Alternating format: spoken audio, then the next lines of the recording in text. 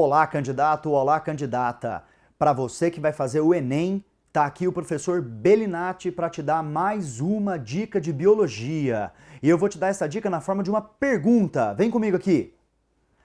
Você já parou para pensar em qual é o prejuízo que a gente tem em relação ao aquecimento global e os nossos recifes de corais?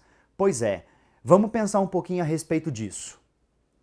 Uma coisa que acontece com o aquecimento global é a morte das algas, as algas que dão alimento para os corais.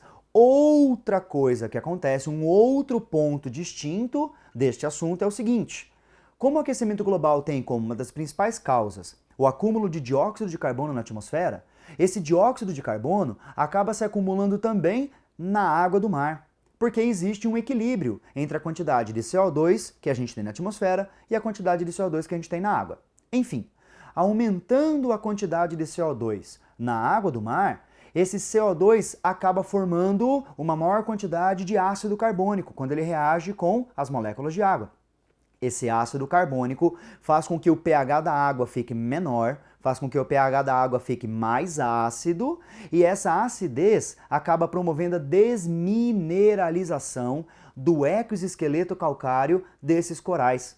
Então, o recife de coral é todo estruturado nos exoesqueletos de cada um dos indivíduos. Eles vão se multiplicando, eles vão crescendo, vão formando estruturas cada vez maiores, sobrepondo essas estruturas calcárias.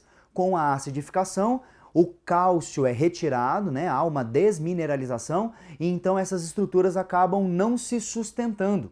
E qual é o prejuízo disso? O prejuízo disso é que a gente está terminando com uma enorme fonte de biodiversidade que a gente tem no ambiente marinho, né? Quando eu digo fonte de biodiversidade, é porque ali a gente está pensando em processos reprodutivos de peixes, por exemplo. Eles utilizam, né, os corais como abrigo, como local para alimentação e também para colocar os seus ovinhos, para conseguirem se reproduzir.